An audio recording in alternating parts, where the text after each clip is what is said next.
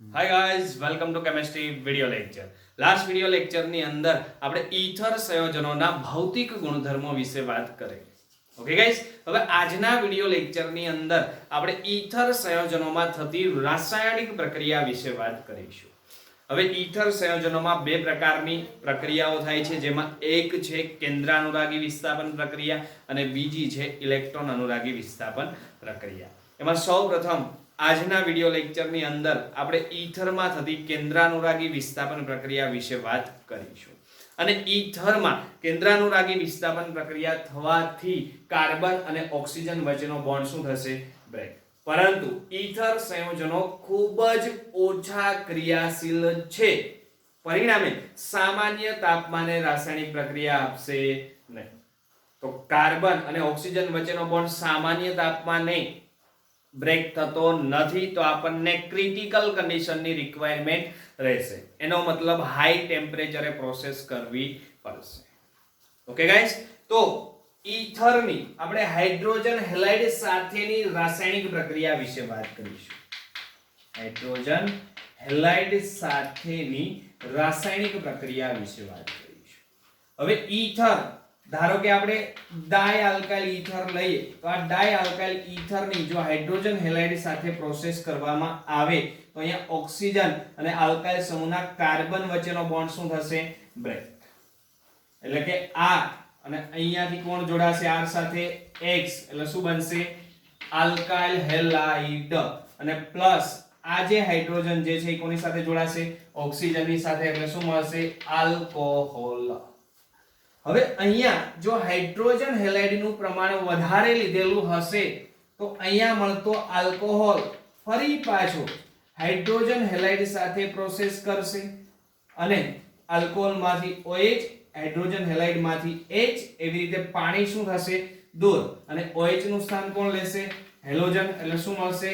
RX. એટલે કે ફરી પાછો આપણને શું મળી જશે? Alkyl halide. અને બીજું શું મળશે? H2O. In short, di alkyl ઈથરની જો વધુ પ્રમાણમાં હાઇડ્રોજન હેલાઇડ સાથે પ્રક્રિયા કરાવવામાં આવે તો આપણને શું મળશે? Alkyl halide. ઓકે ગાઈસ, હવે એવી જ રીતે આપણે આલ્કાઇલ એરાઇલ ઈથર વિશે જો વાત કરીએ,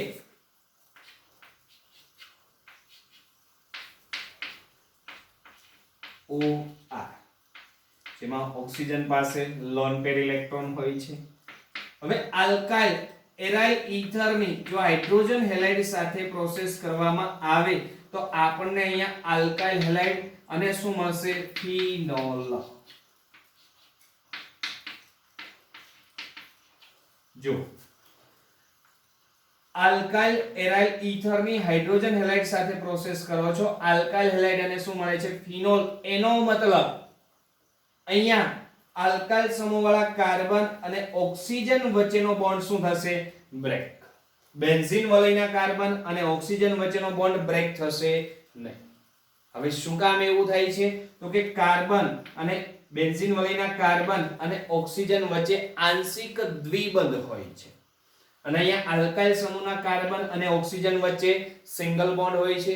હવે દ્વિબંધ અને સિંગલ બોન્ડમાંથી કયો બોન્ડ સરળતાથી બ્રેક થશે? તો કે સિંગલ બોન્ડ. એટલા માટે આલ્કાઇલ સમૂહના કાર્બન અને ઓક્સિજન વચ્ચેનો બોન્ડ શું થશે? બ્રેક. રેડી? જેથી કરીને આલ્કાઇલ સમૂહ હાઇડ્રોજન હેલાઇડના હેલાઇડ સમૂહ સાથે જોડાય શું બનાવશે? Alkyl halide. અને H જે પ્રોટોન તરીકે કોની સાથે જોડાશે? ઓક્સિજનની સાથે.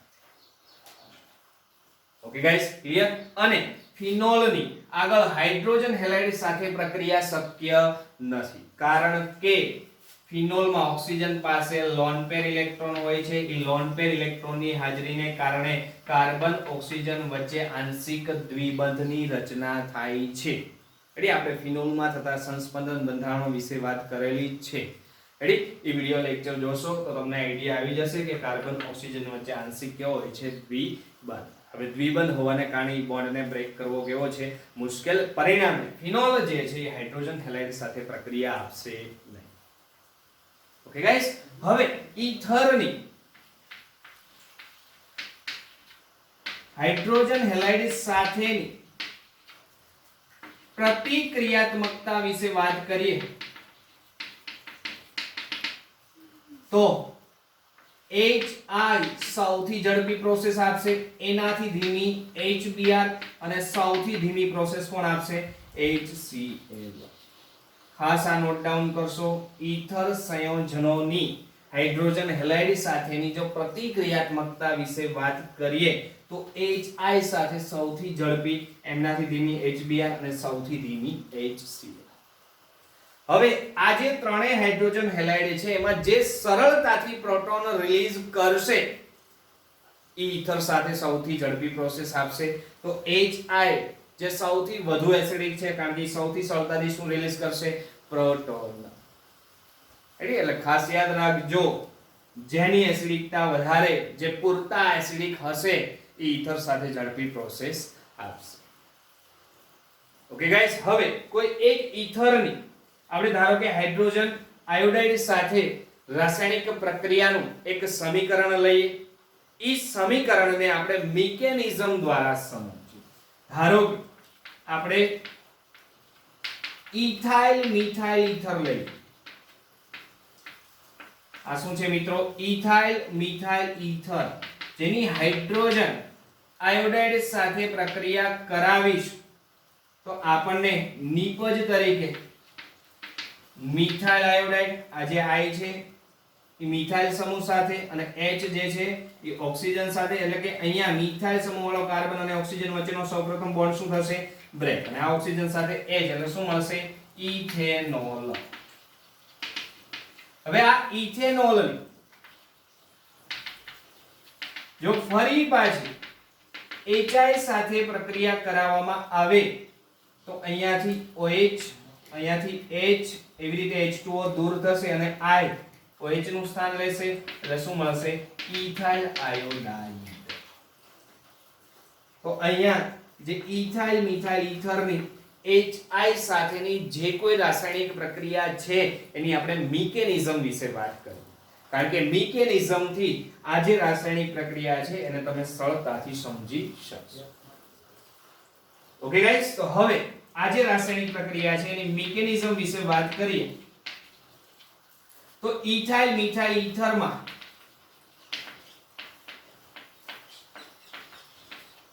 ઓક્સિજન પાસે બે અબંધકારક ઇલેક્ટ્રોન યુગ્મની હાજરી છે અને HI જેમાં H ઉપર પોઝિટિવ ચાર્જ હોય, I ઉપર નેગેટિવ ચાર્જ હોય. રેડી? તો વિચાર, અહીંયા ઓક્સિજન પાસે અબંધકારક ઇલેક્ટ્રોન છે અને અહીંયા H ઉપર પોઝિટિવ ચાર્જ છે એટલે ઓક્સિજન પ્રોટોનને ઇલેક્ટ્રોન ડોનેટ કરશે એટલે પ્રોટોન જે છે એ ઓક્સિજન સાથે જોડાશે તો શું મળશે? CH3 CH2O. હવે ઈ ઓક્સિજન સાથે કોણ આવે છે? હાઇડ્રોજન એટલે H. હવે ઓક્સિજન ઇલેક્ટ્રોન ડોનેટ કરેલ છે એટલે કેવો ચાર્જ આવશે? પોઝિટિવ. અને બાકી શું છે? CH3. એનો મતલબ ઈથર સાથે પ્રોટોન જોડાય છે તો આ જે ભાગ બને છે એને શું કહીશું? પ્રોટોનેટેડ ઈથર. ઓકે ગાઈસ, હવે સેકન્ડ સ્ટેપમાં શું થશે તો કે I- જે ઇલેક્ટ્રોફાઇલ તરીકે કાર્ય કરશે. હવે I- અહીંયા જો ઓક્સિજનની બંને બાજુ આલ્કાઇલ સમૂહ છે તો કયા આલ્કાઇલ સમૂહ ઉપર એટેક કરશે એ ખાસ ઇમ્પોર્ટન્ટ પોઈન્ટ છે. હવે અહીંયા I- ન્યુક્લિયોફાઇલ તરીકે કાર્ય કરે છે. રેડી? અને ઓક્સિજનની જે બાજુ નાના આલ્કાઇલ સમૂહ હશે એ નાના આલ્કાઇલ સમૂહ વાળા કાર્બન ઉપર શું કરશે? એટેક. અને ઈ કાર્બન કોની સાથે જોડાયેલો હોવો જોઈએ? ઓક્સિજનની સાથે. ઈ કાર્બન ઉપર શું કરે? શું કામ? તો કે અહીંયા જે કોઈ કેન્દ્ર અનુરાગી વિસ્થાપન પ્રક્રિયા થાય છે એ SN2 પ્રકારની છે. રેડી? હવે SN2 પ્રકારની પ્રક્રિયા હોય ત્યારે આપણો ન્યુક્લિયોફાઇલ જે આલ્કાઇલ સમૂહમાં ઓછો અવકાશીય અવરોધ હશે એ ભાગ ઉપર એટેક કરશે. તો અહીંયા તમે વિચારો, ઓક્સિજનની એક બાજુ મિથાઇલ સમૂહ છે, એક બાજુ ઇથાઇલ સમૂહ છે. તો આ બે માંથી ક્યાં અવકાશીય અવરોધ ઓછો છે? મિથાઇલ સમૂહમાં. એટલે મિથાઇલ સમૂહ વાળા કાર્બન ઉપર આપણો I- સરળતાથી શું કરશે? એટેક. અને મિથાઇલ સમૂહ વાળા કાર્બન અને ઓક્સિજન વચ્ચેનો બોન્ડ શું કરશે? બ્રેક. અહીંયા સરળતાથી એટેક ન થાય કારણ કે ત્યાં અવકાશીય અવરોધ કેવો છે? વધારે. રેડી? આ બધી જ ચર્ચાઓ આપણે ચેપ્ટર નંબર 10 ની અંદર કરેલ છે. રેડી? નો આઈડિયા હોય તો ચેપ્ટર નંબર 10 નો વિડિયો લેક્ચર તમે જોઈ શકો છો. હવે સેકન્ડ સ્ટેપ ની અંદર I- જે આપણો ન્યુક્લિયોફાઇલ છે. હવે અહીંયા મિથાઇલ સમૂહવાળા કાર્બન અને ઓક્સિજન વચ્ચેના બંધના ઇલેક્ટ્રોન કોણ મેળવશે? ઓક્સિજન. અને I- જે આ કાર્બન સાથે જોડાશે. રેડી? એટલે આપણને ફાઇનલ શું મળશે? CH3I. મિથાઇલ આયોડાઇડ પ્લસ શું મળશે? જો CH3CH2OH એનો મતલબ ઇથેનોલ.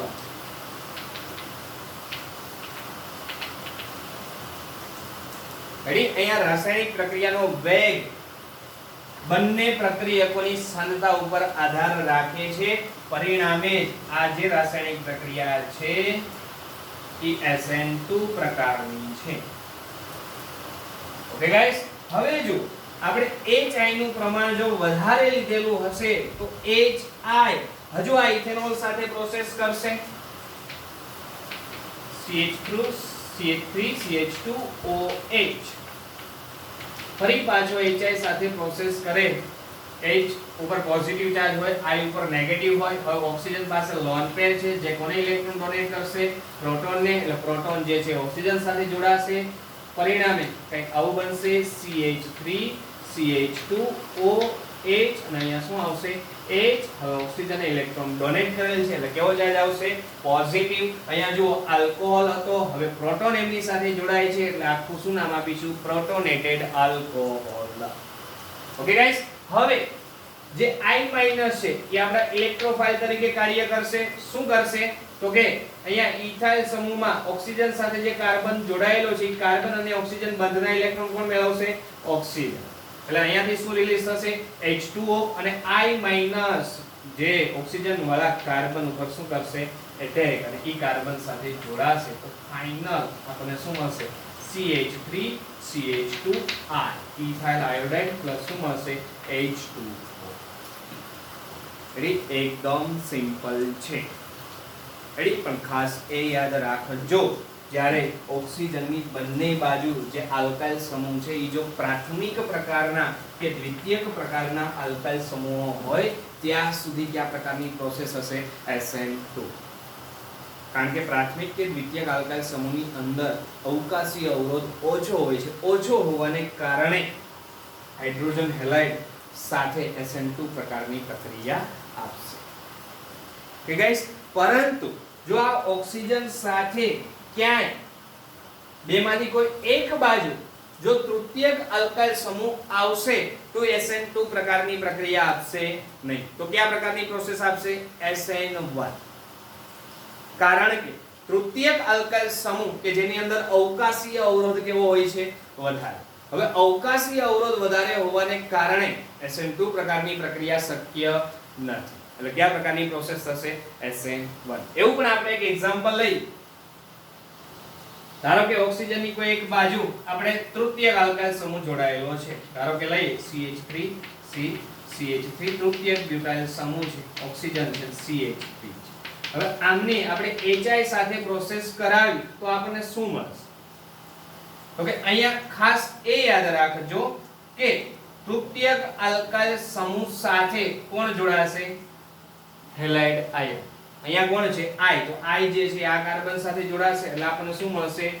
તૃતીયક હેલાઇડ. અહીંયા શું મળે છે? તૃતીયક બ્યુટાઇલ આયોડાઇડ. અને H જે છે આ ઓક્સિજન સાથે જોડાશે એટલે બીજો આપણને શું મળશે?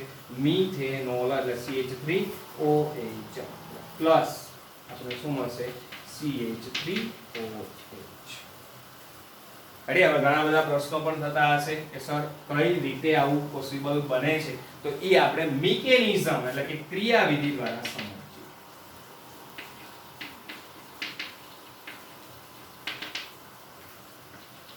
CH3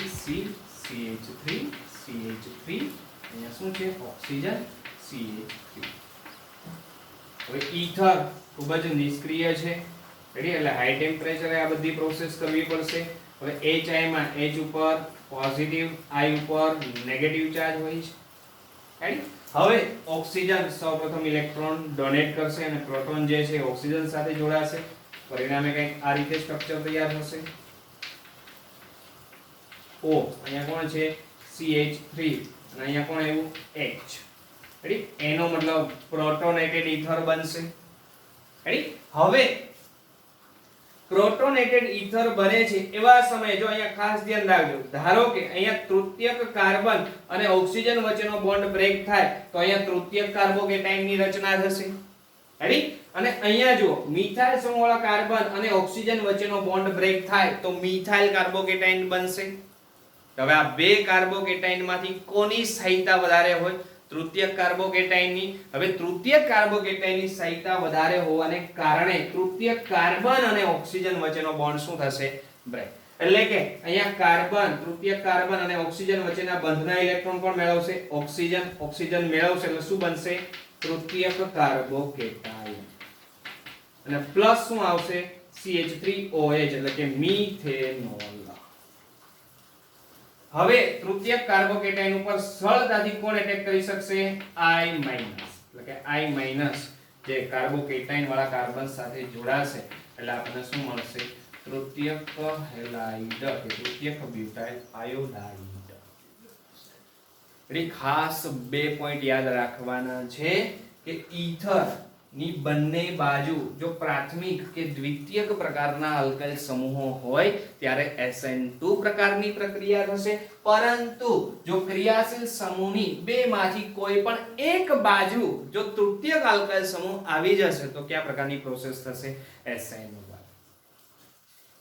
રેડી ફરી એકવાર અહીંયા કહું છું ખાસ ધ્યાન રાખજો અહીંયા જો કાર્બન અને ઓક્સિજન એટલે કે તૃતીય કાર્બન અને ઓક્સિજન છે મિથાઇલ વાળા કાર્બન અને ઓક્સિજન છે એની HI સાથે પ્રોસેસ કરાવશો એટલે તૃતીયક હેલાઇડ બનશે શું કામ તો અહીંયા મિકેનિઝમ ની અંદર જો સૌપ્રથમ પ્રોટોનેટેડ ઈથર બનશે હવે જો તૃતીયક કાર્બન અને ઓક્સિજન વચ્ચેનો બોન્ડ બ્રેક થાય તો તૃતીયક કાર્બોકેટાઇન બનશે અહીંયા મિથાઇલ કાર્બન વાળો કાર્બન અને ઓક્સિજન વચ્ચેનો બોન્ડ બ્રેક થાય તો મિથાઇલ કાર્બોકેટાઇન બનશે હવે આ બે માંથી જે કાર્બોકેટાઇનની સ્થાયીતા વધારે હશે ઈ બોન્ડ શું થશે બ્રેક તો અહીંયા તૃતીયક કાર્બોકેટાઇનની સ્થાયીતા વધારે છે એટલે તૃતીયક કાર્બન અને ઓક્સિજન વચ્ચેનો બોન્ડ શું થશે બ્રેક ઓકે ગાઈસ અને આપને શું મળશે તૃતીયક હેલાઇડ રેડી ક્લિયર હવે એવી જ રીતે જો આપણે એનિસોલ વિશે વાત કરતા હોઈએ એનિસોલ એટલે શું છે બેન્ઝીન વલયના કોઈ એક કાર્બન સાથે કોણ હોય OCH3 હવે ધારો કે એમની આપણે HI સાથે પ્રોસેસ કરાવી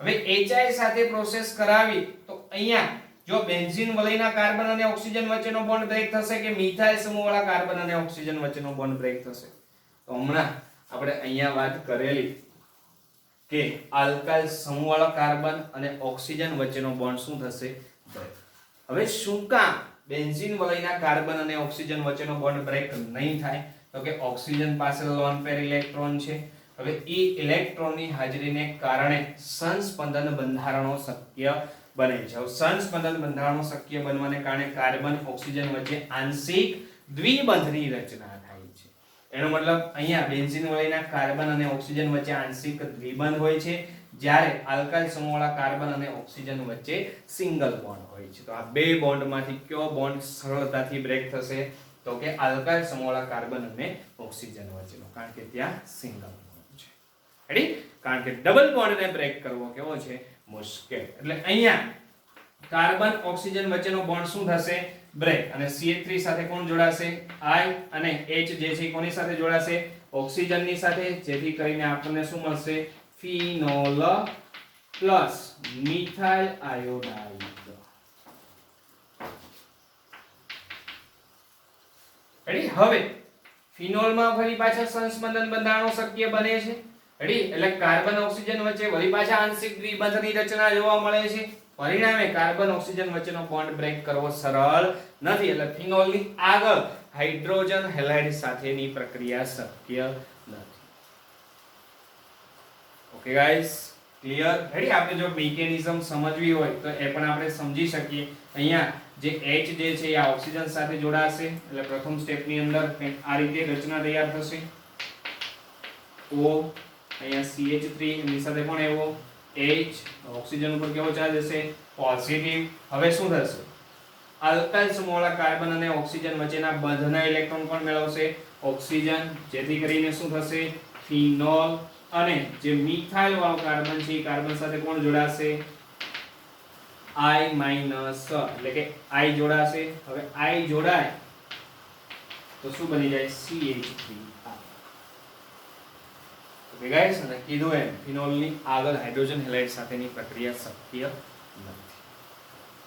ઓકે ક્લિયર? તો આજના વિડિયો લેક્ચરમાં આપણે અહીંયા સુધી રાખીએ. ખાસ ઇમ્પોર્ટન્ટ રાસાયણિક પ્રક્રિયાઓ છે જેને ખાસ તૈયાર કરશું. ઓકે ગાઈસ, હવે નેક્સ્ટ વિડિયો લેક્ચરની અંદર આપણે ઈથરમાં થતી ઇલેક્ટ્રોન અનુરાગી વિસ્થાપન પ્રક્રિયા વિશે વાત કરીશું. અને ઈથર તરીકે કોને લઈશું આપણે?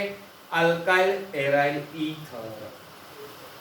ઓકે, ઈ આલ્કાઇલ એરાઇલ ઈથરમાં કઈ રીતે ઇલેક્ટ્રોન અનુરાગી વિસ્થાપન પ્રક્રિયા થાય છે એમના વિશે ચર્ચા કરીશું. ઓકે ગાઈસ, તો મળીએ છીએ નેક્સ્ટ વિડિયો લેક્ચરની અંદર. Thank you so much. જય હિન્દ, જય ભારત.